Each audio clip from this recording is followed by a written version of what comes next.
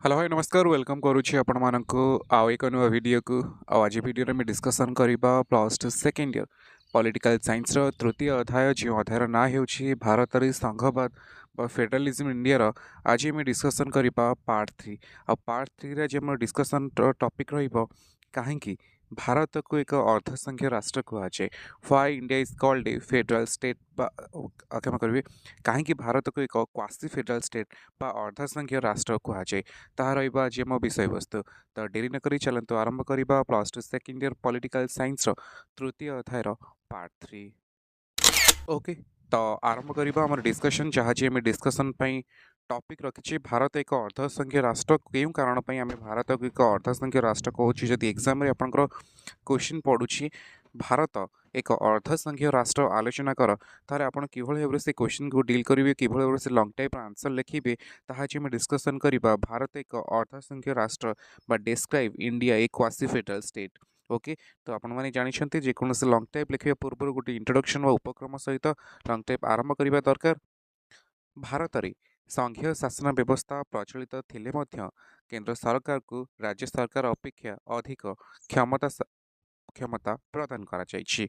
भारतीय संविधान में शक्तिशाली ऐकिक उपादान सह राष्ट्रसंघीय व्यवस्था रही। तेणु प्रसिद्ध संविधान विशारद केसी होयर भारत को अर्धसंघीय राष्ट्र बोली वर्णना करिसेंती। ओके। तो आपण मैंने जानीपारे कहीं भारत को आम अर्धसंघीय राष्ट्र कहे भारत में किछिटा ऐकिक राष्ट्र लक्षण आ किछिटा संघीय राष्ट्र लक्षण थिबा हेतु विशिष्ट आमर जी अच्छा संविधानविद बा संविधान विशारद जहाँ नाम कहूँ केसी होयर भारत को एक अर्धसंघीय राष्ट्र बोली वर्णना करिसेंती। मन रखिए बहुत थोड़ा एग्जाम पड़े भारत को किए अर्धसंघीय राष्ट्र बा क्वासी फेडरल स्टेट बोली वर्णना करिसेंती जार सठिक आंसर हेबो केसी होयर। ओके। इंट्रोडक्शन पर आम टॉपिक को आलोचना करबा वन बाय वन विभिन्न पॉइंट देखि ताकू जस्टिफाई करबा जो आंसर अच्छी भारत को कहीं आम अर्धसंघीय राष्ट्र कहवा ता पूर्व जानी नबा अर्धसंघीय राष्ट्र अर्थ कौन। ओके। जो शासन व्यवस्था संघीय एवं एकक शासन उभय वैशिष्ट्य देखा मिले ताहाकू अर्धसंघीय राष्ट्र कहुए। तो जो राष्ट्र रे सेठी सेंट्रल गवर्नमेंट आम देखिपर किछिटा ऐकिक लक्षण थी सहित संघीय लक्षण थी दुईटा मिसिकी थी आम अर्धसंघीय राष्ट्र कह। जदि केवल संघीय राष्ट्र लक्षण था आम संघीय राष्ट्र कही था जदि ऐकिक राष्ट्र लक्षण था ऐकिक राष्ट्र कह जाए। कहीं भारत को आम अर्धसंघीय राष्ट्र कहूँ भारत में किछिटा ऐकिक लक्षण अच्छी आ किछिटा संघीय लक्षण अच्छी। अलरेडी आम गत क्लास संघीय राष्ट्र लक्षण आलोचना करते बर्तमान देखिए भारत में क्यों क्यों सब ऐकिक लक्षण अच्छी जो भारत को आम अर्धसंघीय राष्ट्र बोली वर्णना करुचे। ओके। तो भारत को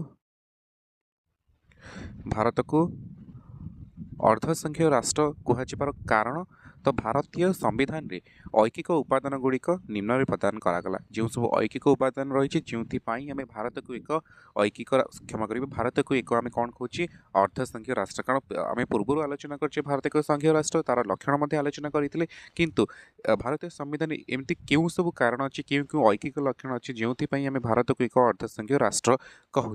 प्रथम पॉइंट कहूँ एक शक्तिशाली केंद्र सरकार। भारत में केंद्र सरकार को राज्य सरकार तुलन में अधिक सांविधानिक क्षमता प्रदान करा जायछि। एही कारणरू भारत को अर्धसंघीय राष्ट्र बा क्वासी फेडरल स्टेट बोली कहुए। शक्तिशाली केंद्र प्रमुख कारण गुड़िक कहीं आम कहूँ भारत एक शक्तिशाली केंद्र सरकार कारण अवशिष्ट क्षमता आमर केंद्र को दि जाइए। तापर अधिक तालिका आमर जो सब्जेक्ट अच्छे आप आगू गले मुझे जो केंद्र तालिका राज्य तालिका जुग्म तालिका अच्छी केंद्र तालिका अधिक विषय वस्तु पाखापाखि 100टी विषय वस्तु रही। जरूरीकालीन हम से समय केंद्र को अधिक क्षमता दी जाइए। राज्यपाल नियुक्ति केंद्र सरकार हाथ में अधिक आर्थिक नियंत्रण केंद्र सरकार हाथ में।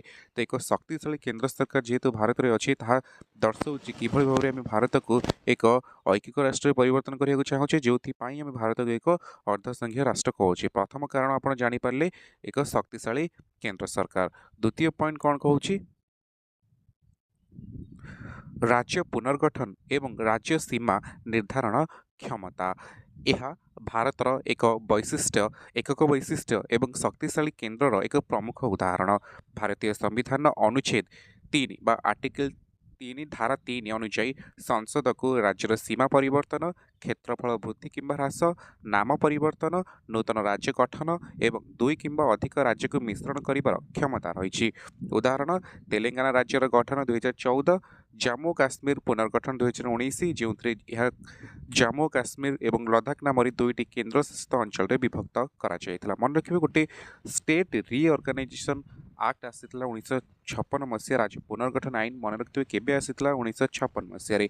ओके तो आउ गोटे कारण जो आम भारत को एक अर्धसंघीय राष्ट्र कहूँ जो ऐकिक उपादान ताकि राज्य पुनर्गठन और राज्य सीमा निर्धारण क्षमता कौन से राज्यर जदि पुनर्गठन होती एग्जांपल देली जम्मू काश्मीर गोटे राज्य पूर्व था 2019 भांगी दि जाए दुईटी केन्द्रशासित अंचल विभक्त करागला लद्दाख आउ जम्मू काश्मीर ए पावर क्या पाखे अच्छी क्षमता क्या पाखे अच्छी सेंट्रल गवर्नमेंट पाखे ता सहित कौन से राज्यर जदि सीमा परिवर्तन हम कौन से राज्यर ना परिवर्तन हम कहार क्षेत्रफल ह्रास वृद्धि ये सब पावर क्या पाखे अच्छी केन्द्र संसद पाखे पार्लियामेंट पाखे अच्छी से आम भारत को एक अर्धसंघीय राष्ट्र कहूँ कारण यह एक ऐकिक आम कहीपर यह एक ऐकिक लक्षण। ओके द्वितीय कारण पर आम आउ एक कारण को जीवा आम अनेक कारण आलोचना करवा। तृतीय कारण आपण कहूँ जरूरीकालीन परिस्थिति बा इमरजेंसी प्रोविजन संविधान भाग मन केते नंबर भाग 18 संविधान भाग टोटाल नंबर 24 टी भाग अच्छी तो 24 टी भाग 18 नंबर भाग रे आपणकर जरूरीकालीन परिस्थिति संबंध में उल्लेख करा जरूरीकाल घोषणा हेले केंद्र सरकार क्षमता वृद्धि पाए एवं राज्य मानकर स्वायत्तता कमी जाए संसद राज्य तालिकार विषय मध्य आईन प्रणयन करें राष्ट्रपति शासन समय राज्य प्रशासन केन्द्र नियंत्रण को आसी जाए तेणु जरूरीकालीन व्यवस्था भारत अर्धसंघीय स्वरूपर एक प्रमुख एकक वैशिष्ट्य आमर ए पर्यंत 3 थर मोर लगी सारी इमरजेंसी लगी जाए जातीय जरूरीकालीन परिस्थिति जो मैंने जानते डेफिनेटली मत कमेंट सेक्शन में जनइब केबे केबे भारत में जरूरीकालीन परिस्थिति जारी होता जो जरूरीकालीन परिस्थिति जारी हम आमर जो राज्य सरकार अच्छी क्षमता संकुचित हो सबुजाक पावर क्या पाक पलैज सेंट्रल गवर्नमेंट पाक राज्य तालिकार जो विषय वस्तु गुड़िक अच्छी आमर जाने 3टी तालिका अच्छी केन्द्र तालिका राज्य तालिका जुग्म तालिका केन्द्र तालिका उपर आईन किए प्रणयन करेंगे केन्द्र सरकार राज्य तालिका उपर आईन किए प्रणयन करेंगे राज्य सरकार जुग्म तालिका उभय केन्द्र और राज्य सरकार किंतु जदि देश में जरूरीकालीन परिस्थिति लगी इमरजेंसी लगी राज्य तालिकार विषय वस्तु गुड़िक उपर आईन किए तैयारी करेंगे केन्द्र सरकार तो ये आप अनुमान करेंगे यह किभली एक एकक राष्ट्र ऐकिक राष्ट्र वैशिष्ट्य को दर्शाऊँ तो ये गोटे कारण 3 नंबर कारण जो भारत को आम एक अर्धसंघीय राष्ट्र कहूँ। चतुर्थ पॉइंट आपन कहूँ कौन ना आंतःराज्य नदी जल बंटन विवाद धारा 262 धारा गुड़िक मन रखिए धारा बहुत इंपोर्टाट कारण क्वेश्चन बहुत टाइम पकई देती क्यों धारा आंतःराज्य नदी जल बंटन विवाद सह जड़ित धारा 262 अनुଯାयी केंद्र संसद आंतःराज्य नदी जल बंटन और विवादर समाधान क्षमता समाधान क्षेत्र में क्षमता पाई एथिरे उच्चतम न्यायालय किंबा अन्य कौन न्यायालय हस्तक्षेप करें ना यह केन्द्र प्राधान्य को सूचित करे आपण कावेरी नदी को नहीं तमिलनाडु कर्णाटक कथा आलोचना करूँ महानदी को नहीं ओडिशा छत्तीसगढ़ विवाद आलोचना करूँ जो आंतःराज्य दुई देश भितर दुईटी राज्य मध्य विवाद रोचे नदी जल बंटन को नहीं क्यों राज्य केते जमी आप जानते महानदी को लेकिन आम रिसेंटली काली की परदिन न्यूज देखिए अक्टोबर सुधा आम समाधान हबार आशा करा बहुत दिन समाधान हो पारुनी महानदी को नहीं ओडिशा छत्तीसगढ़ मध्य विवाद लगी रही तो ये आंतःराज्य नदी जल बंटन विवाद यहाँ धारा 262 वर्णना कर संपर्क में क्षमता किए पाई विवाद समाधान पाई केंद्र सरकार तो ये आप जापारे केन्द्र केते क्षमता रही केते पावरफुल अच्छी ए आउ गोटे उच्चतम न्यायालय किंबा अन्य कौन न्यायालय हस्तक्षेप करें ना। ओके चतुर्थ पॉइंट पर आम आउ एक पॉइंट आलोचना करवा जहाँ आपंकर कहूँ एकक संविधान। ओके तो ये पॉइंट केमी डिस्क्राइब करुच्ची भारत एक अर्धसंघीय राष्ट्र भारतर समस्त राज्य गोटे साधारण संविधान लागू हुए पृथक राज्य संविधान व्यवस्था नहीं यह देशर आईनगत एकता बजाय रखे एवं भारतर एकक वैशिष्ट्य को प्रकाश करे आगुरी 2019 पूर्व जम्मू काश्मीर गोटे स्वतंत्र संविधान थिला किंतु जम्मू काश्मीर पुनर्गठन आईन 2019 पर आमे ह्रास करा उच्छेद करा एकक संविधान 28 राज्य 8टा केन्द्रशासित अंचल पर केवल गोटे संविधान लगुच जहाँकि केन्द्रर एकक प्राधान्यता को बजाय रखुची। ऐकिक राष्ट्र में एमती चले जदि ये संघीय राष्ट्र प्रॉपर भारत संघीय राष्ट्र होता ताले केन्द्र सरकार सहित प्रति राज्यर गोटे गोटे संविधान रही था। ओके, पंचम पॉइंट सिंगल कन्स्टिट्यूशन एकक संविधान देखिले। षष्ठ पॉइंट कौन कौची एकक नागरिकता। भारत में समस्त नागरिकों पर केवल गोटे नागरिकता रही। एठारे केन्द्र राज्यर पृथक नागरिकता नहीं। यह जातीय एकता एवं अखंडता को सुदृढ़ करे। तो आपण मैंने जदि भारत सहित आपण जानते अमेरिका मध्य गोटे संघीय राष्ट्र किंतु अमेरिका रे एकक नागरिकता नहीं, सेठी द्वैत नागरिकता व्यवस्था अच्छी। कौन ना धर सपोज जड़े न्यूयॉर्क अच्छी, सी प्रथम कह I am the citizen of New York, then सी कह I am the citizen of United States of America. किंतु भारत में एकक नागरिकता व्यवस्था रही जो जहाँकि एक ऐकिक राष्ट्र लक्षण बुझाऊे ताहा आम कहीपर भारत एक अर्धसंघीय राष्ट्र कारण एकक नागरिकता व्यवस्था रही। अवश्य यह जातीय एकता और अखंडता को सुदृढ़ करुछि। ओके, पॉइंट नंबर 6 पर आम आउ एक पॉइंट आलोचना करवा। पॉइंट नंबर 7 कौन कहूँ?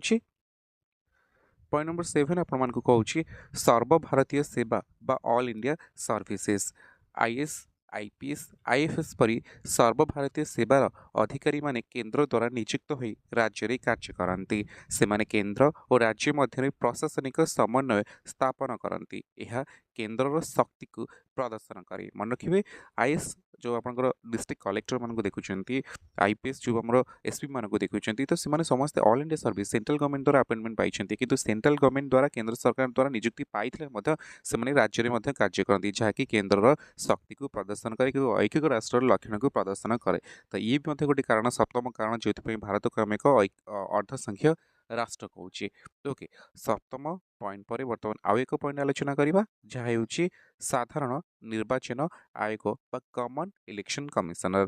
भारत में केंद्र और राज्यर समस्त निर्वाचन परिचालना ना समस्त नु एटा हूँ मु कहबी केवल जो पंचायत इलेक्शन गुड़ाक अच्छी से आमर जोटा अच्छी निर्वाचन आयोग भारतीय निर्वाचन आयोग इलेक्शन कमिशन ऑफ इंडिया से करूना कहीं राज्य जो अच्छे आम पंचायत इलेक्शन पौर इलेक्शन ताहा कि कौन राज्य निर्वाचन आयोग। तो भारत और केंद्र राज्यर निर्वाचन परिचालना गोटे स्वाधीन निर्वाचन आयोग रही। यह निर्वाचन को निरपेक्ष स्वच्छ भाव में संपन्न करे। यह भारतर एकक वैशिष्ट्यर प्रतीक। आप जानते जो हूँ कौ सब इलेक्शन आम एमएलए एमपी इलेक्शन हूँ साधारण निर्वाचन होती केवल जो केंद्र सरकार आम भारत निर्वाचन आयोग इलेक्शन कमिशन ऑफ इंडिया अच्छी से समस्त निर्वाचन परिचालना करुँच।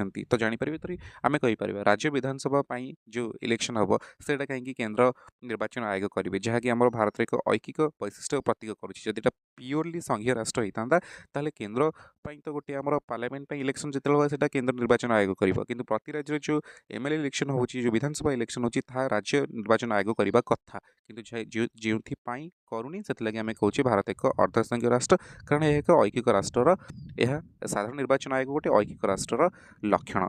ओके, मत कमेंट सेक्शन में जनइब जहाँ जना बर्तमान आम चीफ इलेक्शन कमिशनर किए अच्छा, मुख्य निर्वाचन आयोग किए अच्छा, मत डेफिनेटली आप कमेंट सेक्शन में जनइबे। पॉइंट नंबर 8 पर शेष पॉइंट आलोचना करवा जहाँ आपंकर राज्यपाल नियुक्ति संपर्क में कहूँ। राज्यपाल को राष्ट्रपति नियुक्ति करती, राज्य सरकार नुहे से राज्यर सांविधानिक मुख्य एवं केंद्रर प्रतिनिधि भाव में कार्य करती। यह भारतर अर्धसंघीय व्यवस्था केंद्रर प्राधान्य को प्रकाश करे। देखो राज्यर मुख्य किए राज्यपाल, तार नियुक्त किए करिया कथा राज्य सरकार, किंतु आम संविधान कौन करिछि तार नियुक्ति किए करिवे राष्ट्रपति, जहाँकि एक ऐकिक राष्ट्र लक्षण भली मने हुए। तो जो आम 9टी आलोचना कले पॉइंट आपको वन बाय वन आउ थे रिपीट कर दूची। मन रखु एक शक्तिशाली केंद्र सरकार जदि क्वेश्चन पड़े कहीं भारत को आम एक अर्धसंघीय राष्ट्र कहूँ एमती यदि क्वेश्चन पचार भारतीय संविधान थी ऐकिक जो लक्षण गुड़िक आलोचना कर ताहा आप क्वेश्चन को डेफिनेटली भारत एक अर्धसंघीय राष्ट्र यदि क्वेश्चन पड़ी ये आंसर लिखे ना भारतर संविधान थी ऐकिक उपादान गुड़िक ऐकिक लक्षण गुड़िक उल्लेख कर आप पॉइंट गुड़ा लिखिपारे। एक शक्तिशाली केंद्र सरकार, राज्य पुनर्गठन एवं राज्य सीमा निर्धारण क्षमता, जरूरीकालीन परिस्थिति, आंतरराज्य नदी जल बंटन विवाद, एकक संविधान, एकक नागरिकता, सर्वभारतीय सेवा, साधारण निर्वाचन आयोग राज्यपाल नियुक्ति ये सब पॉइंट आप लिखिकी आपन आंसर एंड करेंगे और जानते जेकोसी लंग टाइप आप लिखुंट गोटे इंट्रोडक्शन ता सहित गोटे कनक्लूजन लिखा डेफिनेटली दरकार अच्छी तो यही जदि लंग टाइप पड़े जदि क्वेश्चन मत रिपीट करुच्ची जदि क्वेश्चन पड़े आलोचना कर भारत एक अर्धसंख्य राष्ट्र भारतीय संविधान ऐकिक उपादान गुड़िक आलोचना कर ताहले आप यही पॉइंट लिखिए सहित कनक्लूजन उपसंहार कौन लिखिए भारत में संघीय एवं एकक शासन व्यवस्थार उभय वैशिष्ट्य विद्यमान संविधान राज्य मानक स्वायत्तता प्रदान करथिले मध्य केंद्र सरकार को अधिक क्षमता देछि तेणु भारत को अर्धसंघीय राष्ट्र बा क्वासी फेडरल स्टेट बा शक्तिशाली केंद्र सहित संघीय राज्य बोली कहुए यह व्यवस्था देशर एकता अखंडता और सुशासन बजाय रखिबारे मध्य सहायक होइछि। ओके तो आशा करुछि आज जो गोटे इम्पोर्टाट टॉपिक उपर डिस्कसन करुले भारत एक अर्धसंघीय राष्ट्र जो डिस्कसन करुले गत 15 मिनिट धरी आशा करुच्ची आज वीडियो आपन को पसंद आसी जदि भिडियो भल लगी तो निहाती भाव वीडियो को लाइक करूँ कमेंट करूँ शेयर करूँ तापर जदि ए पर्यंत आप चैनल को सब्सक्राइब करना तो SS2 सीरीज चैनल को डेफिनेटली सब्सक्राइब करूँ जदि आपंकर कौन प्रकार फर्स्ट चैप्टर कि सेकेंड चैप्टर नोट दरकार अच्छी तेज 8766760074 व्हाट्सअप करेंगे आप PDF नहीं पारे जदि 2027 वर्ष जो मैंने बोर्ड एग्जाम दौरान से गोटे सेपरेट व्हाट्सअप ग्रुप अच्छी जो पाखापाखि 50 रु अधिक मेम्बर अच्छा जदि आप चाहते जॉइन करने आपड़ से ग्रुप में जॉइन करेंगे आउ थे रिक्वेस्ट करुँच जदि वीडियो भल लगी तो निहत वीडियो को लाइक करूँ कमेंट करूँ शेयर करूँ और ए पर्यंत जदि चैनल को सब्सक्राइब करना आपण फेवरेट चैनल SS2 सीरीज को डेफिनेटली सब्सक्राइब करूँ। Thank you thanks for watching.